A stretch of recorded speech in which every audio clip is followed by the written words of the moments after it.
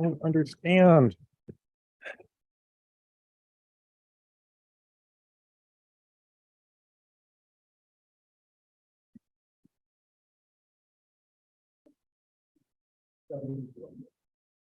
Don't understand.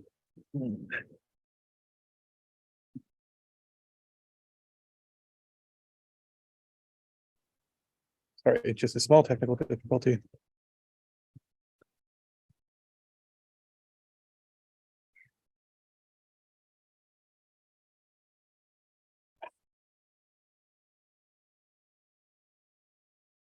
I'll mention the reception is not here. It's at the Delta Hotel afterwards.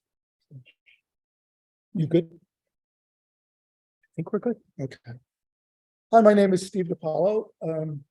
I work as a scientist and an artist, and therefore it's a great honor to have the chance to chair for another amazing artist. So I would like to announce our keynote speaker today, Jessica Thompson.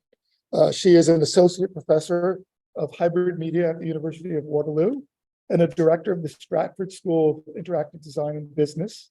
Her artistic research investigates the ways that sound reveals spatial and social conditions within cities and how the creative use of urban data can generate new modes for citizen engagement.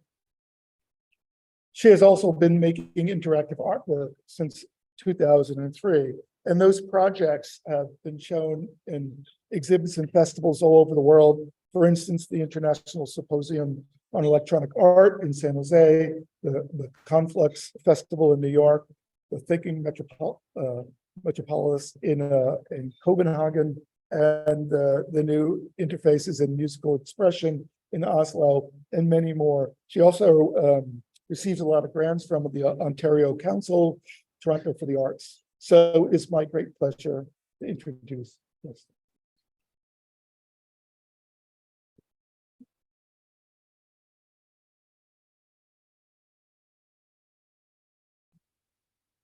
Thank you very much. So I've been warned that this mic has a very narrow pickup pattern. And if I move around, I won't be able to be heard as well. So I'm going to try to stay very still. However, I do have a handheld mic for backup. So if it gets annoying, just let me know and I'll switch. So thank you so much for having me. Welcome to Waterloo. If this is your first time being here, I hope that you're enjoying the ICCC conference. And a special welcome to those who are here from Kafka. I also wanted to thank Dan Brown, who literally pinged me on Teams one day and said, hey, you want to do a keynote? And I'll share with you what he told me about you. He said that it's a small conference, kind of true. And it was full of people who were really excited about tech and creativity, and that you're a nice audience. So you don't have to do any of that, but I just figured I would do that. I'm going to switch to handheld mic. Hold on. Am I on? Oh, yeah. Got the power. Yes? No? 1, 2, 3, 4. Okay. Cool. Okay. So before we get started, I'm sure this day or this conference started with a land acknowledgement, but I also wanted to acknowledge that my work was produced on the traditional territory of the Attawandaron, otherwise known as the Neutral, the Anishinaabe and Haudenosaunee peoples, and that Waterloo here, where we are sitting, is situated on the Haldeman Tract, the land promised to the Six Nations that includes 10 kilometers on either side of the Grand River. Very little of this land was delivered. And while my ancestors came to Canada to escape oppression, I do acknowledge my participation in colonialism. My family's benefited from it as well, and then our own responsibility towards reconciliation. The second acknowledgement I wanted to make is to my research assistants. So one of the great privileges and pleasures I have in my position is that I'm able to create jobs for students. And I am so fortunate to be able to work with this talented crew.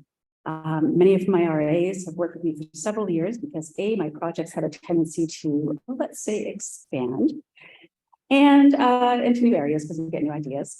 And then also we have a running joke that you can never leave the project. And I also wanted to acknowledge that here we have Raquel Rowe, who's a former RA for Borderline. So welcome, Raquel, good to see you. Yeah. Yes, take the applause on behalf of all the others. Okay. And then, and feel free to contact me if you have any questions. If you are a Twitter person still, feel free to follow us on Borderlines Lab, where, to quote one of my other students, it is poppin'. Okay, so to give you a bit of background, I am a media artist working in sound, performance, and mobile technologies. I started my practice as an artist in 1998. I was trained in painting and sculpture, and then immediately abandoned both to do site-specific projects in public space. Officially, while my first sound project technically was 1999, which was an installation, I started producing work in the area called mobile sound in 2003, and that's when this piece was made. So I just wanted to go through a few of my works just to give you an idea of what I do. Basically, my artworks explore the relationship between body, sound, and sight. And these usually take the form of mobile devices that generate sound through the body through various forms of interaction. So this is Walking Machine, it's from 2003. And a walking machine is a piece that you borrow and wear. It consists of headphones, a handheld amp, and then microphones that just clip to the edges of your shoes. And a walking machine is designed to let you walk through the city, hearing the sound of your footsteps, amplified in real time. They're not recorded, they're just amplified. So what this does is it gives you a way of articulating your presence in cities through sound. Now, when I made this piece, I was doing audio recordings between my workplace and my studio, and I was making these recordings and trying to think about like the shift that occurred en route when you leave one location and then you arrive at the next location. You don't really know where you've been. Of course, this is before GPS was on cell phones, right? And so I was making these audio recordings, but I found that I was really not satisfied with them. Every time I listened to a recording, I could tell where they were recorded. This is in downtown Toronto. So of course we have these streetcars, which leave this huge acoustic footprint. So you're able to actually know when you cross different streets. I would remember, and it was too specific. And I thought to myself, you know, I wanted to get this idea of placelessness down. And if I could find a way to actually amplify the sound of footsteps without actually worrying about the specificity, I would have it. At the time, I knew very little about soldering. I was trying to put together amps, and it was just, it wasn't working. And so I shelved the piece for a few years. Technically, I started making this in close to 2000, and then made it a few years later. Also, one of the things that I should note about this piece is this piece taught me that my work had a playful element to it. So I envisioned that people would try this work and they would go, am I cutting in and out? What am I doing? Are you guys okay? Yeah, okay.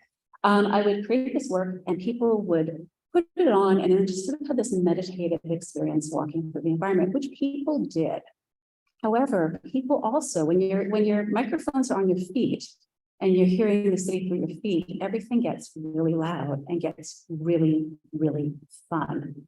So grass sounds like a swishy carpet. If you're walking along rocks, it sort of crackles and pops. And the best sound is the type of snow that you get where you have a layer of fluffy snow and then you have a layer of ice, right? And then you walk along this and you hear it creaking and groaning under you. And everything in your body tells you that you're about to fall a great distance and die, but you don't, you just smash the snow. So people actually started seeing the city as a playground, which was in line with a lot of other work that was happening in the early aughts that had to do with situationist international, psychogeography, and many of those early experiments in public space that myself and my peers in New York were making actually ended up being embedded in different technologies. So everyone was experimenting with how could we use technology to experience space in different ways. This is my sound bike. That's me. I'm covered by the Zoom thing. A sound bike is a bike that you borrow and ride. And when you gain enough speed, the bike starts giggling. And then when you go faster, the bike starts laughing. And finally, at full speed, the bike is laughing so loud. It's that type of laughter, like, you know, when you're a kid, well, there's kidder. Okay, you know when you're getting tickled? and you're tickled so hard that you kind of stop making sound. It's kind of like these little squeals and things, right? That sound, that's what it makes. So I made this piece in order to think about like, what is the relationship between the sound, you generating sound through the body, would people ride the bike and then sort of like compose in space, making little laughs and big laughs and kind of using it as an instrument? No, people are really happy to ride a laughing bike and they would just take it everywhere. Like walking machines, people would use this piece for play and trickery. So a favorite activity that people would use was actually sneaking up behind other cyclists, which is very confusing. Or I ended up making 4 of these, which was presented at Art Basel Miami Beach, which is sort of the biggest art fair in North America, one of the biggest in the world. And people it was a distributor art fair, so it was in several different locations. And so people would borrow them in order to go from one exhibition to the other and also just show off and ride with friends. And it became this thing. So it was really fun to make, but also took a lot of time. This is Freestyle Sound Kit. It works similar to the walking machine, but instead of listening to your footsteps, you're actually generating electronic bass beats. So after making the sound bike, which was expensive, I knew by this point how to solder and how electricity worked, but I took out a lot of engineers for dinner, and I had a lot of friends in Toronto through Interaccess Electronic Media Center. And so what I wanted to make is I wanted to make a piece that anyone can make. So this one is like a $20 sound module from Radio Shack, and piezo elements and just like a little amp. And basically the sound module is not very high quality. So I wanted to create electronic bass beats, but really the sound that sounded best on it was just 8-bit audio. So think like Atari. So you basically end up walking through the city and beep booping your way down the street. This piece, for those who are local, you may have seen this at the museum in Kitchener a few years ago. This is Swinging Suitcase. This is it works similar to the sound bikes. So basically, the way that both of these work is you have a bunch of soundtracks on something that keeps sound together. So in the sound bike, I used a Parallax sound module, which is like a precursor to an MP3 player. And with the Swinging Suitcase, it's just on Arduino now. So basically what you have is you have a bunch of data coming in. So in the case of your sound bike, you have your speed. And then in this case, you have 3 states, either walking, swinging, or shaking. And then the soundtracks compose themselves in order to create a more naturalistic experience. So with the sound bike, what it does is, as you're going faster, it takes tiny little bird tracks and kind of recomposes them together in order to give you variety, or sorry, laugh tracks and recompose them together. With the Swinging Suitcase, what you do is you borrow it and you start swinging it, and it generates and broadcasts the sound of a flock of birds who react to being slung. There's a time element in the code where if you repeat a gesture for too long of a time, it'll actually just time out and stop. And as many of you know, the reaction to a change of sound is a change in gesture. So if you're doing this and the sound then suddenly stops, here's the feedback, so we do something else, right? When I was making this piece, I was thinking about how folks interact with electronic artworks. So when I started making work, people were afraid to engage with work. They were like terrified to actually touch things, or be like, no, you can borrow it. You can just go out by yourself. No, just sign the sign out sheet and like leave me like an ID and I'll seal it in an envelope. No, go take it. And people were just like, ooh. So, and it basically, by this time, it has shifted where people were actually wrecking things. So our colleague, Philip Beasley, who's part of the Faculty of Architecture in Cambridge, he had a piece in Louis Blanche at the Royal Ontario Museum, and it was this lovely, like, interactive piece. It was very delicate. People started pulling it down in the middle of the all-night art party. So I was thinking about how people approach electronic artworks, which is usually like, you're curious, you try to figure out how it works, then you try to figure out how to break it or outsmart it or use it differently, right? So because this change in sound, it creates a change in gesture. As you're trying to play the birds are actually playing you. Okay, on to the talk. So this talk is about sound in cities, but really it's about people. It's about how people in cities understand sound versus how we understand noise. It's about how the commodification of silence can contribute to uneven geographies in cities. And it's about how dominant ideologies amplify some voices while silencing others. And it's about how sonic data can enrich our understanding of cities by illuminating urban borderlines. This is my term. Urban borderlines are invisible boundaries that affect social and economic mobility. We inherently know where they are, but when you see it in data, it's another thing entirely. My approach to this work is informed by my position as a biracial person who identifies as Black. This is a family photo. My grandparents attended the second racially integrated one-room schoolhouse in North America, which was started by a group that included my great uncle.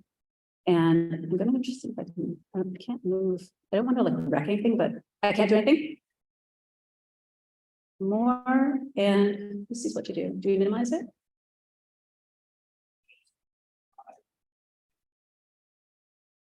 Yeah. Okay. Yes. Okay. Much better.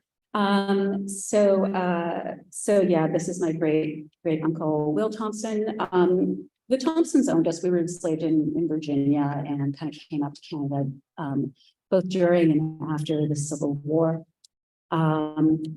Basically, he was started by this group, including my great uncle Will. And beside him, you can see this is my grandfather. I have my great aunts in here. The kid who looks like he owns the place is my great uncle Oz. And then the little kid in the middle, squinting in the sun, is my grandma. This is my Aunt Lorraine, and this is my grandmother's little sister. And while my family ended up going to Toronto, like in those days, what you would do is you'd either, and in Shrewsbury is a highly rural community in south of Chatham, Ontario, right? It's farmland. So you either went to the US or you went to Toronto. Like there's really, those are what your options were in order to get a job, especially when you're Black. So my great Aunt Lorraine, while she initially lived in Toronto, she actually ended up going to Chicago. And she founded a company called the Diversified Development and Property Management Company in Chicago, which provided low-income housing development services to poor and Black Chicagoans. Now, this is during an era of redlining, predatory mortgages, limiting where Black folks could live, and then engaging in slum clearance or revitalization, which involved raising Black neighborhoods in order to build highways. So during this, my great aunt was trying to help. Her husband, my great uncle Obe, was a political cartoonist, and he published things in Jet magazine and in the Chicago Defender. So when I talk about housing justice, when I'm talking about place, when I'm talking about Black geographies, I want you to know that I come about this honestly. And really, you can't understand cities without understanding Black and brown geographies, right? And while the spatial legacies of racism are really easy to see in the US because they literally mapped it, right? We have redlining maps, that sort of thing. In Canada, our cities have also been shaped by forces like overcrowding, redistricting, neglect, slum removal, and expropriation, which is where your city buys your home by making you an offer you can't refuse. And in the US, this is called eminent domain. This happened to my grandparents in 1968 when their home at 7 Napier Street, which is at Broadview and Queen right downtown, was demolished as part of the City of Toronto's urban renewal program. The city then built the Don Mount Court housing complex, which was sort of an experiment in just kind of early forms of housing projects, and then immediately started failing. And then later it was demolished and redesigned into mixed income housing. They then moved to Scarborough, where they stayed till the end of their lives. These slides were handed to me by my aunt many years ago, and I couldn't figure out in looking through the slides why there were so many shots of the house. So really the house was very important because even though it was far away from where they had to work, it was something that was theirs. They owned a house on Napier. Actually, they had just finished paying it off when the city said they were going to buy it. But basically, it was independence and autonomy. It was important. If they had been allowed to keep the home on 7 Napier, it would be worth homes in that area go for around $2.5 million. Again, property, home, the ability to buy property is really, really important. Okay, so today I'm talking about relationships between cities, sound, and power. This is organized around 3 areas that have emerged from my research creation. So what I'm going to talk about is how cities reveal themselves through sound, how structural interpretations of sound are closely aligned with dominant ideologies, which are usually white, and how intersectional listening, critical map making, and distributed technologies can help to improve our understanding of inequality in our cities. So again, I come to critical geographies honestly, but I did come to it through sounds. So it's going to be basically going, like my practice, it's going to be going between sound and place and justice. And then I'll talk about my current project, which is called Borderline, which is included in Kafka Biennial. And it's a mobile critical mapping tool that uses sound to identify and annotate borderlines, which again are these invisible lines in cities that affect how folks are able to move through them. So to start, a little background. Sound nerds in the room, get ready. So in noise, Jacques Attali, who was a French theorist, historicized economic development through sound. And the thing that he argued was that noise serves as a precursor to social and economic change. Our cities are full of sonic boundaries designed to insulate inhabitants from the more immediate effects of this onslaught. For example, highways are separated from residential areas by concrete barricades, which are designed to absorb and deflect the hum of car engines. Construction is limited to specific hours. And high-end condos are built with noise-reducing glass to muffle the sounds of the city. Tree canopies diffuse environmental sound and increase property values. That is a true fact. Residential areas are tightly governed by zoning regulations, and any proposed changes to density must be vetted through public consultations, which can privilege some, but while leaving out others. So for example, let's say that you are in your neighborhood and your city wants to build more affordable housing. They want to increase density. They want to take an abandoned school that's nearby and turn it into condos and add a bunch of new floors. There is a sort of learning consultation section with the architects at 7 p.m. on Tuesday. So if you work from 9 to 5, if you're already home, if you are able to get everybody fed and then walk down, then that's fine. You can march down and talk to people and let your voice be heard. If you do shift work, you're not included in that. If the organizer has not included transit options for different abilities, if you're disabled, you might not be included in that.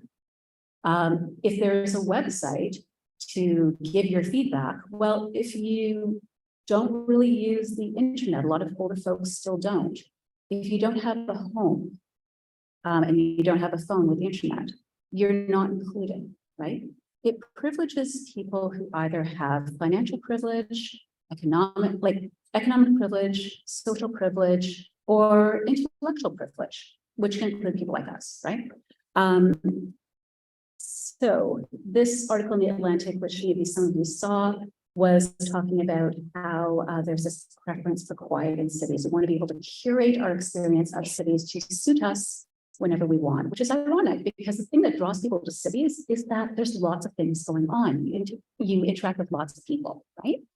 However, we want to be able to turn that down when we want to go sleep. So in its broadest sense, noise is defined as unwanted or unwelcome sound. And again, this has particular impact when it occurs close to home. And as I said before, while we love living in cities, when it comes to where we live, when it comes to where we sleep, we want quiet. This is a project called How Loud by Brendan Farrell, and it was an online mapping application that use vehicle traffic, air traffic, and proximity to local sources like restaurants, schools, etc., to generate sound scores of different cities. So similar to a walk score, does everyone here know what a walk score is? Those little numbers that sort of say how walkable your neighborhood is based on, how many restaurants or grocery stores or things are nearby. So he generated this sound score of different places. This is out of LA. So this was his Kickstarter campaign. That was from 2006. And this is it now. So while the project quickly commercialized and is now mainly marketed to real estate professionals to assist them in determining or inflating home prices, the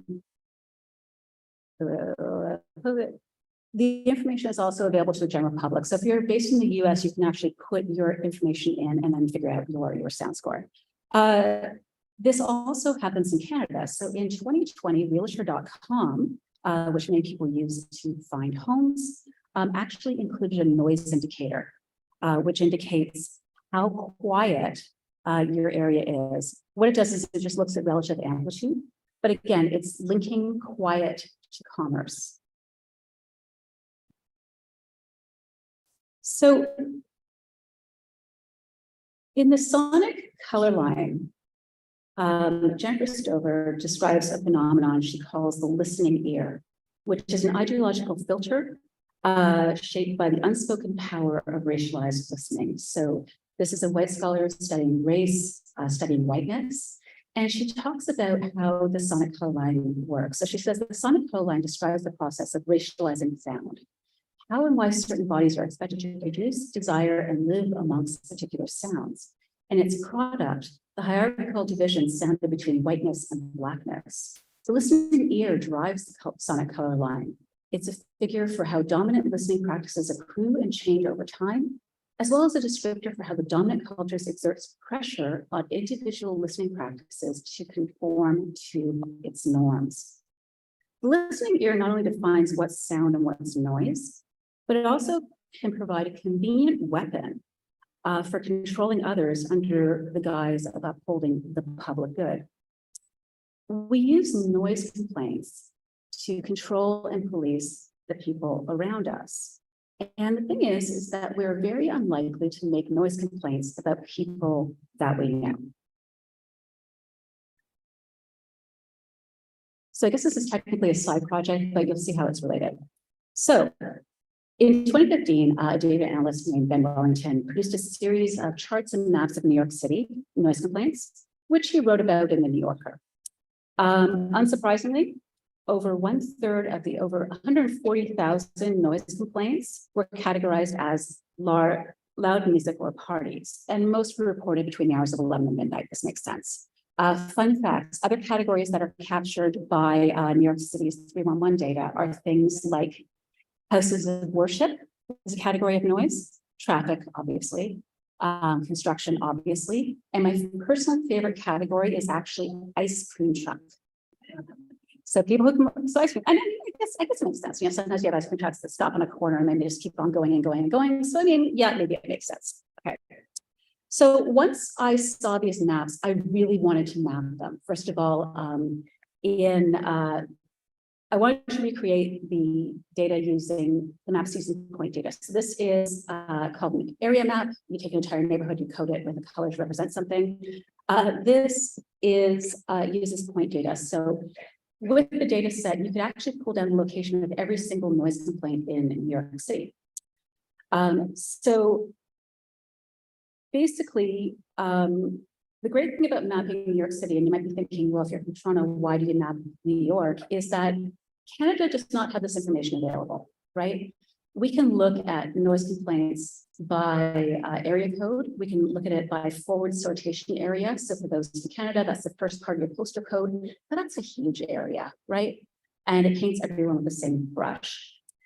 In New York City, it's just all out there, right? Maybe it's just because they're allowed to build higher. And so you can see a location of a noise complaint in an apartment building, which is different than like, house. But yeah, it's all available. If you ever decide to download this data, pro tip, Make sure there's lots of space on your drive, or just use a script to actually pull down the data you need, because they have basically made one repository for this data. So every year it gets more and more big. So yeah, impossible to download. So I started mapping point data and looking at it, and here's what I found, right? So I lived in New York just long enough to kind of get a good sense of all the neighborhoods. And it was in 2006. So I kind of knew that, it was, in Brooklyn, obviously. You send those from there? Yeah, okay. And I also knew that it was towards Harlem. Lower East Side, I assumed that this was actually due to clubs, and maybe the people who live above clubs, because you have these walk-ups. So what I did was, from what I could tell, there were more noise complaints in areas that I knew were gentrifying, but I couldn't prove it. So what I ended up doing was last year, or sorry, the year before last now, we decided to come back to the maps and remap the data. And so I collaborated with my amazing research assistant, Anuka Shah, who's now working at UT. And what we did was we looked at which part of the city were zoned as residential and which were like commercial. And that immediately knocked out the Lower East Side. Then what we were able to do is remap the noise complaints using a hotspot analysis, which basically put these clusters into really strong focus. So these red areas show the noise complaints in residential areas, and it's exactly where I thought, right?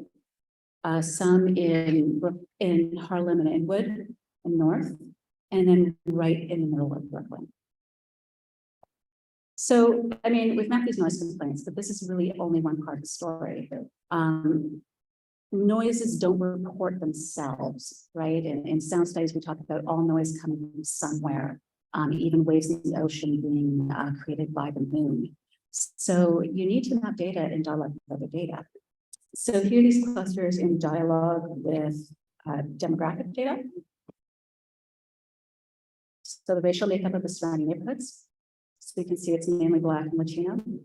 Right? The median household income. It's a little bright and hard to see. I think you can see that. Okay. And housing stability. And housing stability is measured with are you spending more than 30% of your income on shelter, right? If you are, you're in a position where housing is unstable. So this was with their last, census. We actually took data from 2019, even though we were making the maps in 21, because it was kind of like our last normal year, right? Because everything's weird. Then I decided to see if the neighborhoods were changing. So what I did was we pulled data for the last census, which was 2014 and then 2019. So here is, I'm just going to see if I can click these. There's 2014, there's 2019. There's income, 2014, 2019. And then pay more than 30% of your income, spend more than 30% of your income on housing, 2014, 2019. So while the city of New York doesn't collect demographic information for noise complaints, we can really see that these areas have changed over time. But when you're mapping anything, it's really an abstraction and it's presenting an incomplete picture. So, lucky break in terms of research. So I have my notes here and I'm trying to turn the pages to two places at once and it's not working. Okay. So this little stripe is around Jackie Robinson Park in Harlem. And it happens to be the street where my best friend lives.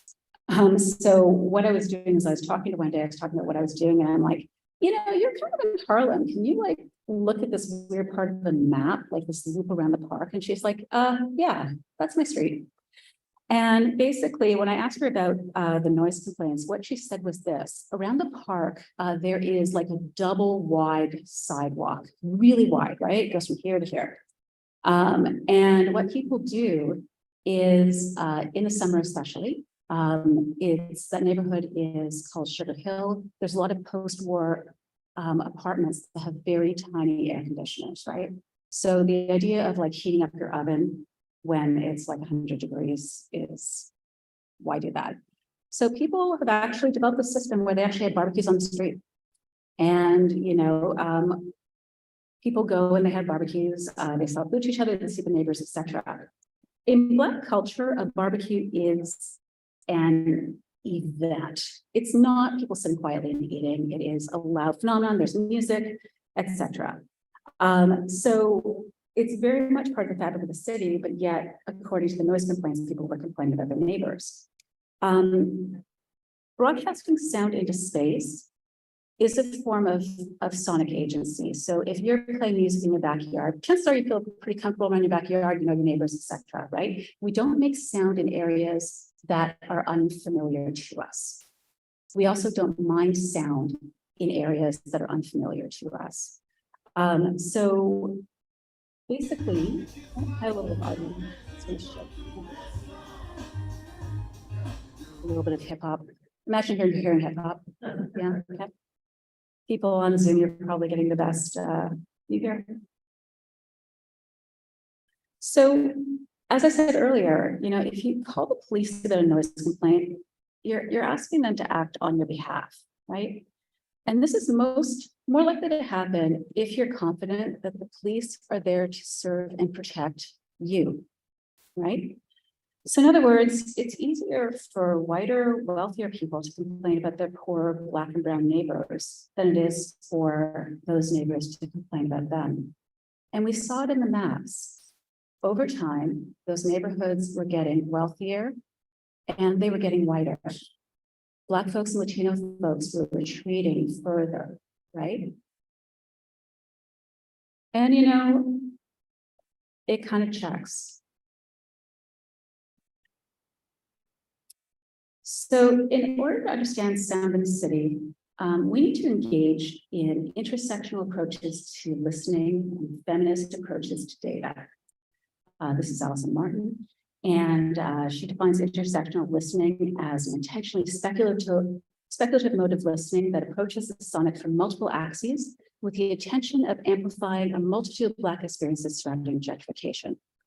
Intersectional listening refutes an analysis that hears only race, only class, only gender, or any other part of identity. Instead, intersectional listening asks us to hear multiple categories of identity concurrently. Intersectional listening considers the systems of power that govern our sonic environment, and that sound itself emanates through social, spatial, and economic forms of privilege.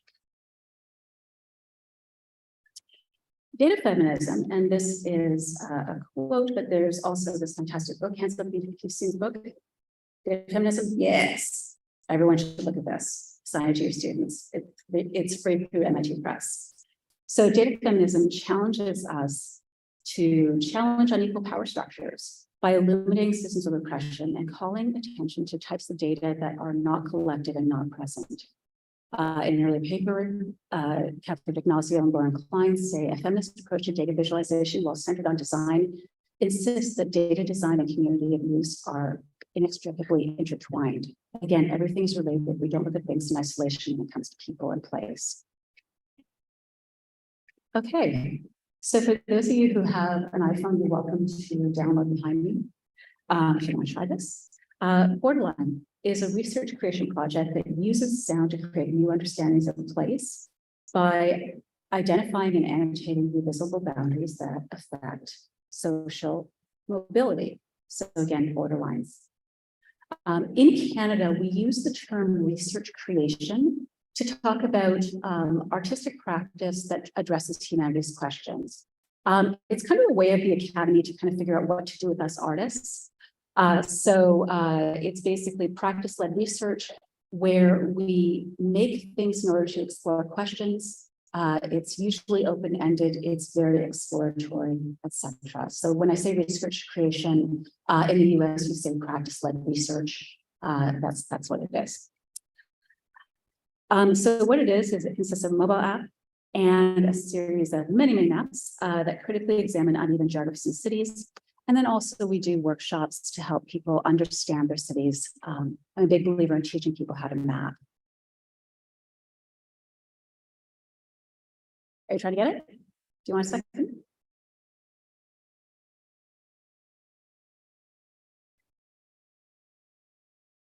If it doesn't work, I can help you get it at the end.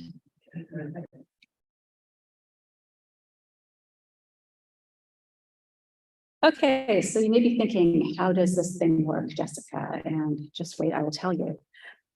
So how this works is using algorithms trained to identify about 100 common sounds.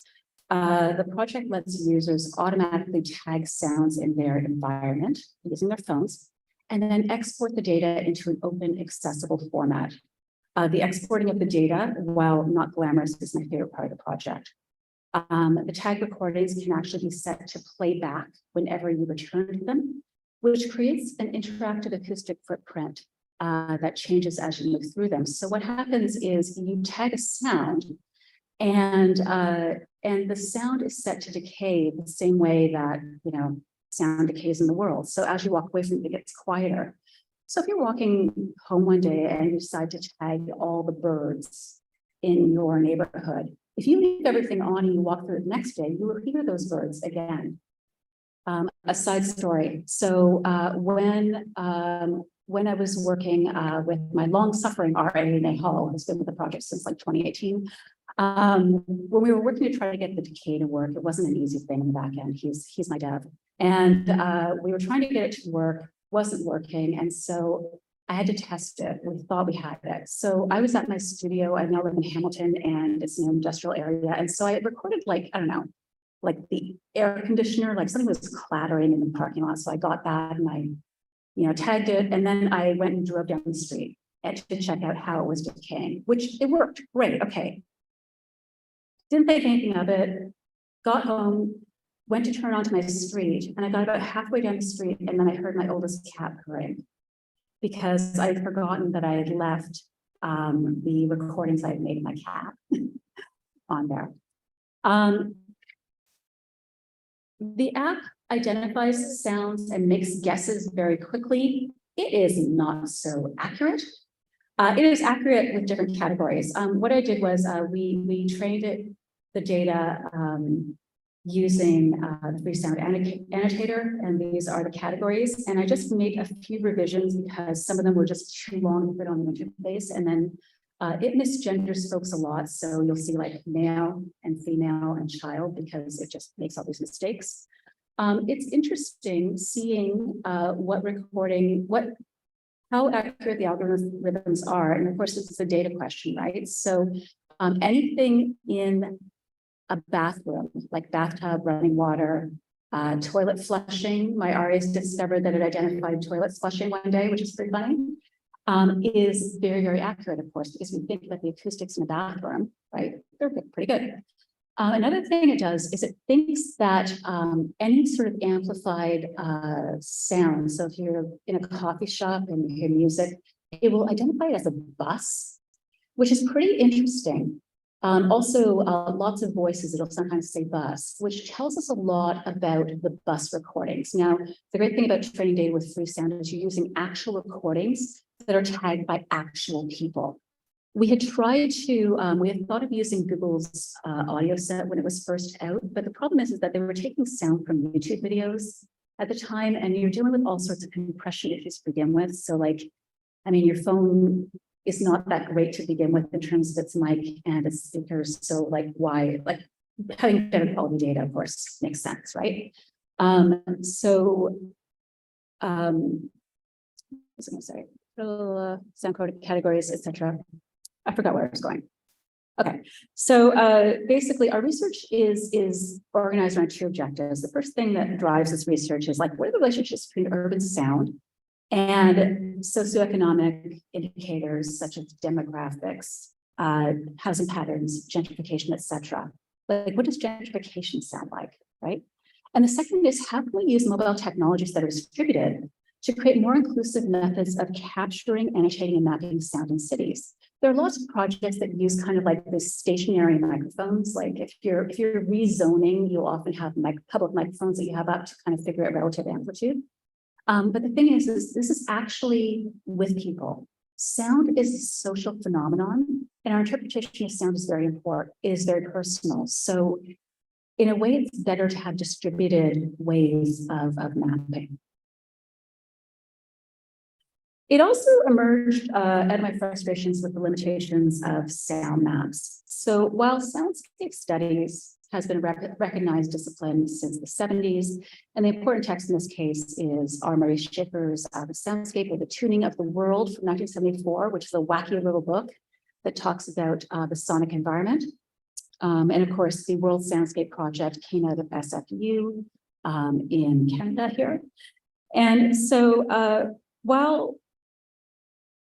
while sound mapping has been used since the 70s to capture sound in different ways, they're limited in scope. First of all, mapping sound is really hard, right? How do you measure amplitude? How do you mark something invisible? How do you mark attack and decay, right? How do you talk about color, timbre, texture of sounds? So it's very difficult to begin with, but also, you know, it's biased. You're thinking about the experience of the map maker. You're listening yourself, and you're trying to capture it, right? And there's a related issue with, you know, when we have stationary microphones, we're just looking at relative amplitude. We don't have any context, right? So what I thought was, wouldn't it be great to be able to map sound, but to put it in dialogue with other data, right? Because sound is a social phenomenon. So again, the least glamorous part of this app is the export function, which is in the list view, and it's a little arrow and it lets you share. And all it does is it just basically creates a CSV file of the sounds you notated with the geographic coordinates, time, etc. But that means that you can take sonic data and interface it with other forms of data, which becomes really, really powerful. I think it's powerful. The project was also informed by a series of sound walks through gentrifying neighborhoods that I started to do in 2014. So for those not familiar, again, this is more sound terminology. A sound walk is any excursion where you give your ears priority. So you're walking and you are just listening. It's an active rather than a passive process. And there's lots of methods of sound walking. Again, this has been around since the 70s. But it's basically just walking and listening to space. So what I wanted to do was figure out what gentrification sounded like. This photo, which is in Newcastle upon Tyne, it's actually behind a bunch of restaurants, but that wall behind Barrel there was actually the wall that the city built to keep Scotland out. So it's in the north of England, which is pretty fun. However, you know, as I was leading these sound walks through cities, I realized that the same issues that were frustrating me about sound maps, that they're incomplete, they're biased, etc., was also like surfacing in sound walks. And this is confounded by the fact that I was sound walking with members of our communities. So, you know, when you're an artist, you're in a unique position because while you may not have that much cash yourself, because you produce art, because you produce culture, there is a cachet to it. So, you know, artists are able to go into all sorts of circles. You're able to swim all sorts of places that wouldn't otherwise let you in the door. Like it's pretty crazy. With art folks, very few art folks feel weird about being in spaces. Because again, you're doing an art project, you have an excuse to be there. Chances are you have some form of intellectual privilege at least, right? So I became curious about how sound walking might be used as a way of critically engaging with urban data. And I began to lead sound walks following the trajectory of urban data sets. So rather than sort of picking areas that we knew were gentrifying, I actually started following the data. And when I lead sound walks now, we talk about our positionality. Like we talk about the fact that, you know, if you're walking with a group of folks of various races, it's very different than walking with just a group of Black folks. It's very different than walking in neighborhoods which may not welcome you, right? There are places where it's dangerous to be. So it's important to sort of think about that when we're walking and listening. And again, this comes back to neutrality. I think that with sound, like many other disciplines, we think of often as sound as being neutral. Oh, it's just sound. We all have ears. It's neutral, it's universal. But really, our idea, again, of what is noise, what isn't noise, what's wanted sound, what is not wanted sound, is based in dominant ideologies, which affects race, which deals with race, it deals with class, etc. So the research methods draw from sound studies, critical map making, and artistic intervention. Basically, what we're trying to do is improve citizen engagement by listening to the ears on the ground. And this work is guided by our core principles, which means that we take an intersectional approach to understanding data. We don't map data sets by themselves ever. You always have to have sonic data in dialogue with other data. We try to practice transparency in our data collection, mapping, and metadata. We prioritize accessibility in our design decisions and the language that we use to describe the work. And most of all, I'm here to create a supportive working and learning environment for students. With two exceptions, I have an all-BIPOC crew. When you're mapping uneven geographies in cities and you're literally seeing the relationship between grocery stores and Black and brown communities, and those things are not together, it can feel really awful, right? So having a supportive environment for students is really the most important thing. And that's, many of us are teachers, so teacher teaches, and I think that it's important to do that. Okay, so this is the interactive portion of the talk. You know there's an interactive portion, did you? No? Okay, I've been talking a long time. Let me see if I can, if you're on Zoom, I'm very sorry, we're gonna get out of this. 1 second. No. How do I get out? Oop, oop. Escape. No, I'm escaping. I think I'm okay. I hope. Screen sharing has stopped as shared and the window is closed. I might need to get back. Okay, but for now, I'm going to find our map. So this is just on the app itself at the back end. This is Kitchener-Waterloo. So what I figured I'd do, switch mics here, is I'm going to find us first. So. And for Kafka, what we did was this was mount.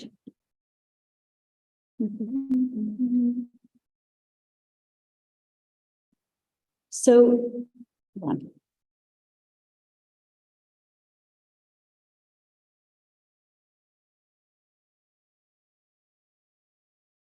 If that's talking about, we'll just see there's a water.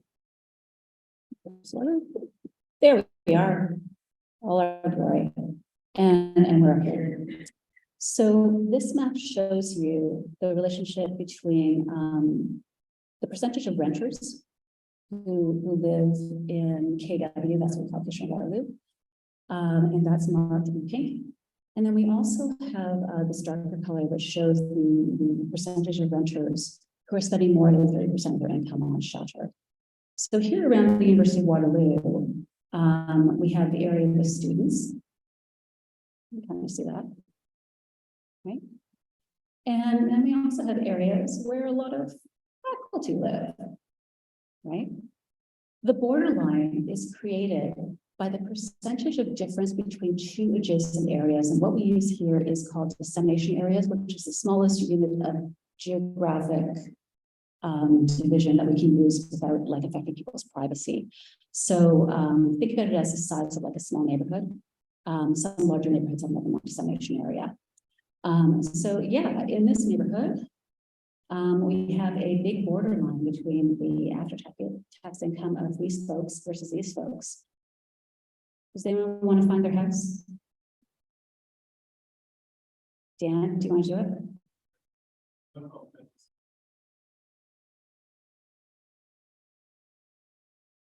Sure. All right, there's your neighborhood. So you're surrounded by more renters, but there's less on your street. Let's see.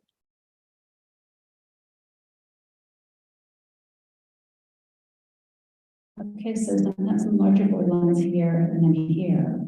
So can you tell us about your neighborhood, Dan?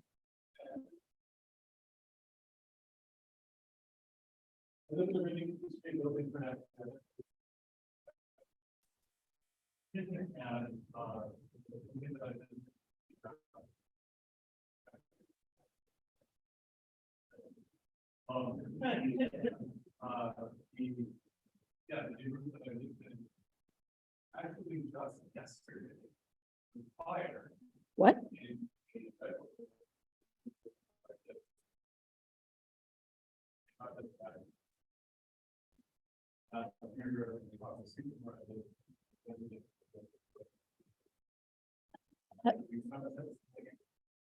Are they rebuilding? Okay.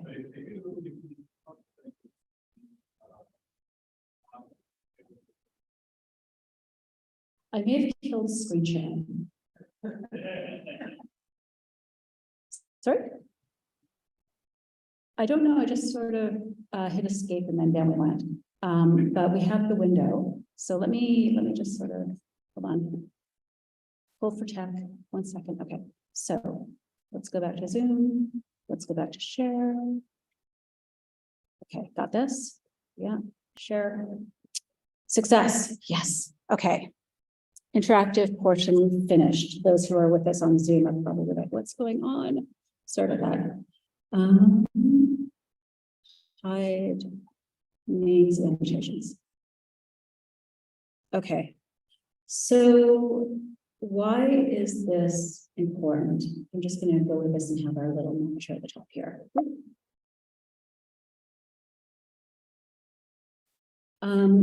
This is important because we're using algorithms now to figure out how to develop cities, right? So the slide, which I cannot go back to, is in failed architecture, which talks about how developers are using algorithms to figure out where to gentrify next. There was this article in Entrepreneur about how WeWork, hey, remember them? Basically use data-driven processes to figure out exactly where to build WeWork locations. So one of our strategies when we were trying to figure out patterns of gentrification is we actually just found the WeWork locations. We'd map the grocery stores, but figure out where the good grocery stores are, because we're a little research team, so we don't have the capacity to really do all this, but we can certainly map those who we know have the means to do so. Strategy. Okay. Sorry? Yeah, not to the right window. I'm not? Okay. That keep computers.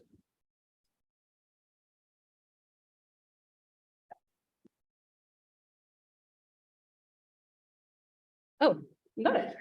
Thanks. Nice.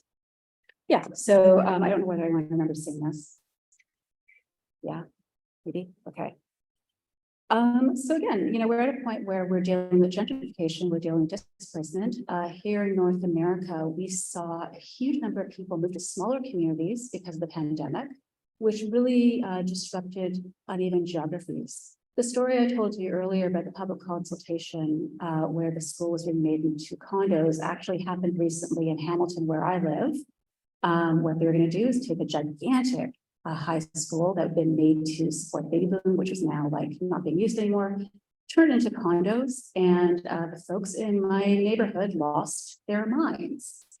Everyone showed up to the public consultation, which was held in the former school, and which was really nicely done. You went to different classrooms and you got to see, one was around planning, the other was around transit, the other was around density, all this sort of stuff, and people were asking good questions. And I was looking around because I went kind of to spy, and it was well-heeled members of the community.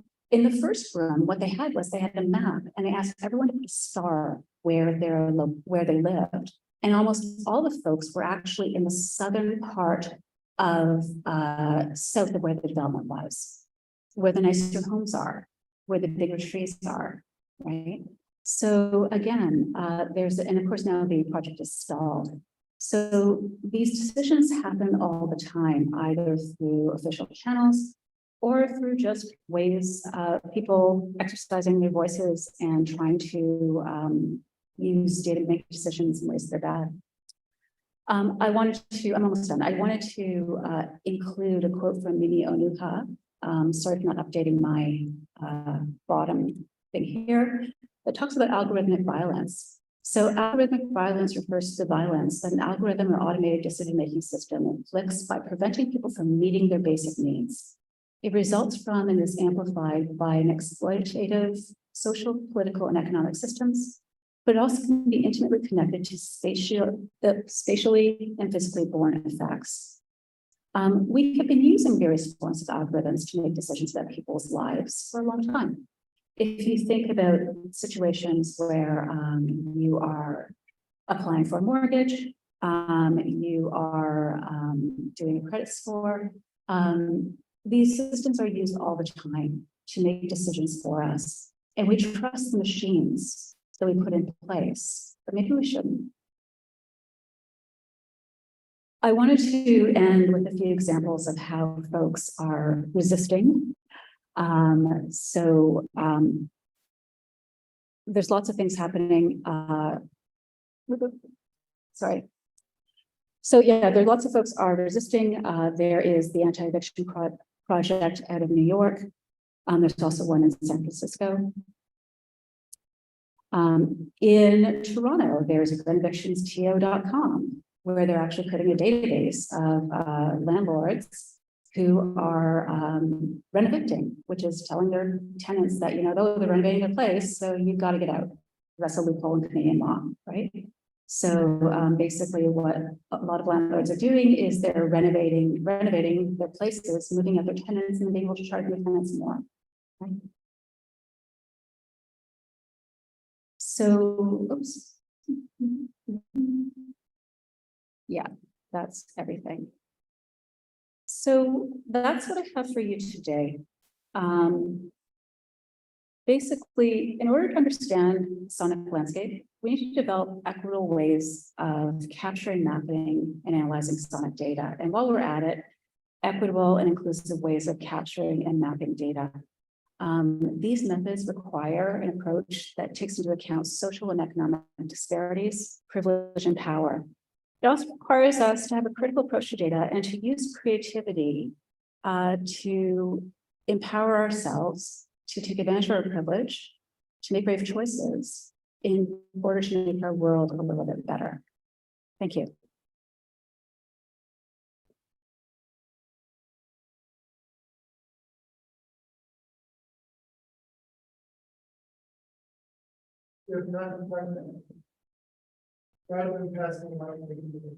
I can repeat the question. I can repeat the question to the mic. What questions do you have? Where are you all from? Where are you from? Sorry? I'm from Hong Kong, yeah, okay. My question maybe would be, how does it relate to like the time of the day? Well, somebody complains that you measure. Is that Yeah, how this happening? I'm data also citing that was proven. yes. Yeah, so for those who are listening in, the question is how does the data affect noise complaints? People, almost everyone who live at noise, at least in 2019, those different now they want folks to be extent of it. But yeah, 20 hours of quarantine, I can't stand. But you know, with some of the data, you know, most complaints will be happening as early as 7. And also the categories of that. So we use recording complaints in the evening. Complaints are constructed having their just the day. But again, it's basically we get really, really upset and we can't sleep, or we can't get somebody to sleep. And also, I told you safety again. I thought because there's we're going to be interviewing us great. I thought that we would interview us just online, but of course they're not doing that. And you know, there's a party next to the person stop. You're going to get out, right? So it's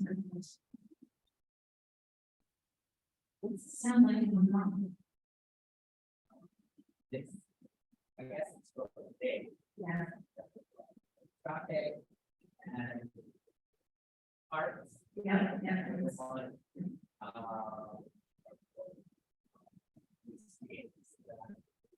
Yeah. And yelling, arguing with each other. I did residency at a state university when I got strong, and yeah, it's kind of incredible. And also depending on the pavement and the cobblestones, that's an entirely different pavement. It's really easy. Yeah, I'm from Boston. Well, I'm living in Boston. And my question is about, have you studied also, so now you're looking at sentence, noise, things that you don't want to experience. Have you seen any, like what you want to have, the soundscape you want to have at your household? For example, what you choose to play while you're doing your phone, what kind of intended soundscape you prefer? So you're asking if unintended which feels like environments and looking at some like to have an inner space. I haven't, I can share with the information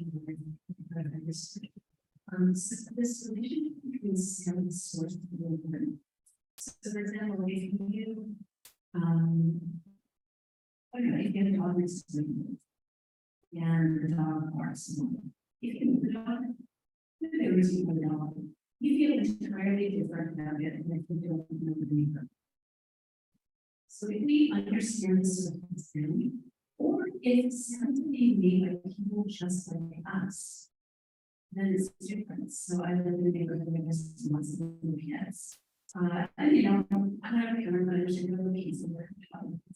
And so, you know, I can see how with other parents in the neighborhood, when parents, kids are screaming, this weekend they were all screaming, happy Father's Day before they jump into the pool. So it's like, please. But you know, if you're not just remember what it is, like your partner is, it's sort of, but you're not like, oh my God, I'm screaming over the other things. But you know, depending on how you are, it's going to affect how you listen. Seeing parties in neighborhoods. So I lived in neighborhoods where I was one of the very few residents on the street. And if there was a party nearby, man, those neighbors on their homes shut back. And then in other places where most people are renters.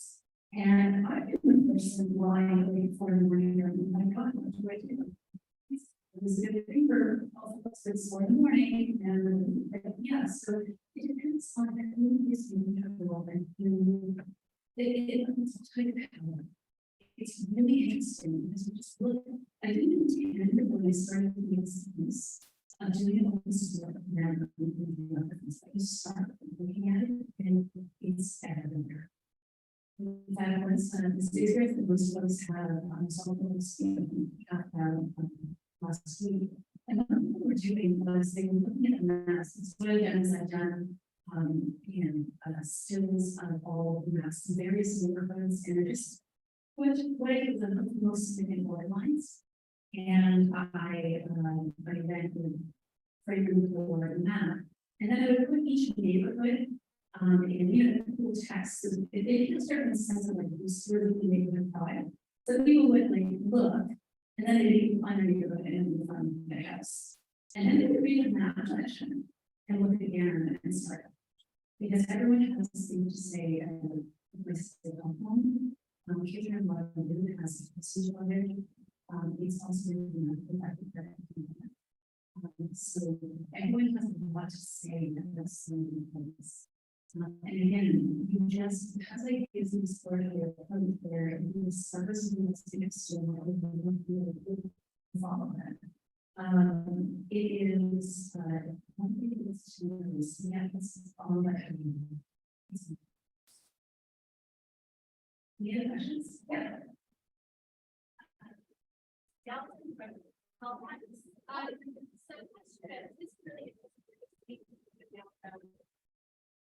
There's definitely something to be out there. Here and in your house.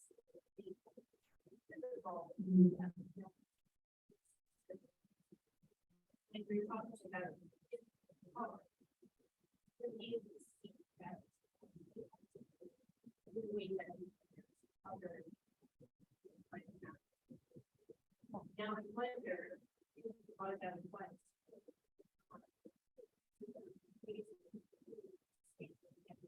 Think what the step.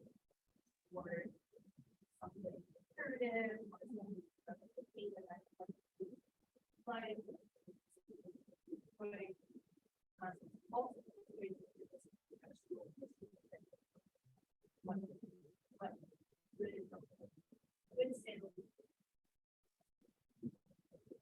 Yeah, so, I know this is referred to questions for recording, but what we're talking about here is, systems, of course, our meetings, of course. So there are principles sound and data like transmission distance. And you're asking what would the next step be in that? Is that right? Yeah, okay. So I mean, there are well documented issues. In fact, it's usually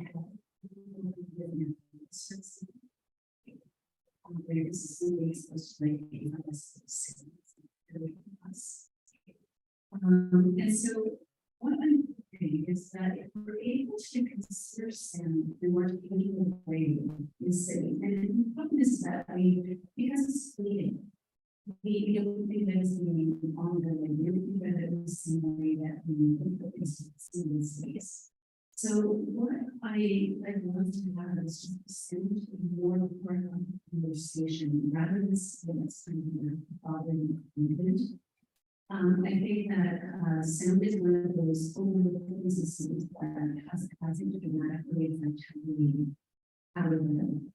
I'd like us to be able to, now that we know more about, that there's a situation between neighborhoods and competencies, and I think it's actually that people are learning, and to actually encourage people to actually do something with them. It's also something that we can change. Because sound is fluid, once it extends or it doesn't move like it's something that we can change. Why are there only traffic warning systems in local neighborhoods?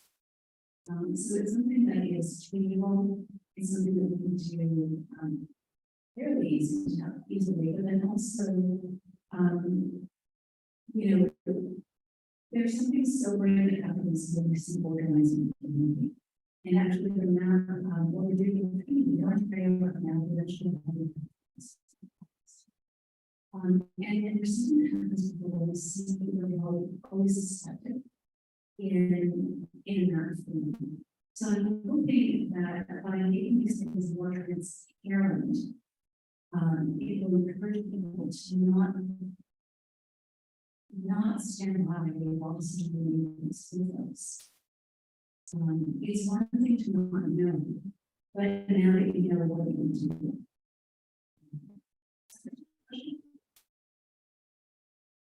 Anything else? Maybe it's a session. Yeah.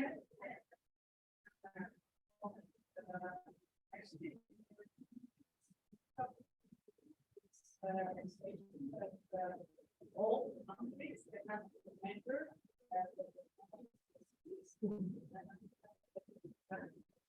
So I don't know, it's only have if you're interested, there's a map of of course the sound, but you can by day and night, evening, and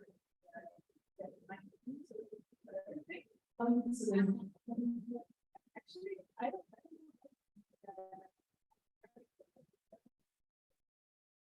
so you each year we wait a lot with mental health. Yes. But I have experience the segment like here, right? I think very important. There's also I think the average is 16 and 18 decibels. Yeah. So So, so we share now is, I'm still getting the sound. Sounding different parts of the country, amazing. It sounds good in acoustics. Europe is great. There's a reason why I've been to Denmark a bunch of times, because it's like, there's really, really interesting dialogues with sound. Sound is more, study rather than, something that gets added on. So yeah, it's really interesting. So with your exception, we're hopefully take one question here. And let's speak with you.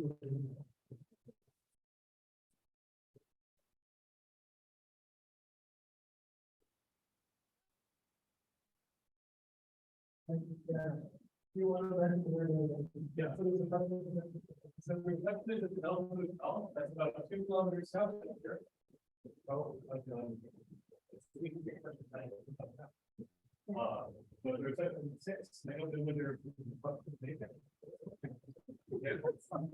the conference tomorrow, but she's got. Yes. So we can make it.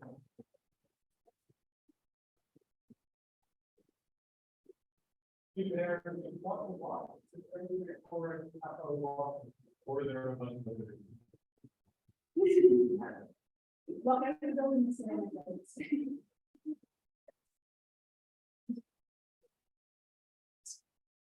So stop share. I'm sorry for looking to share.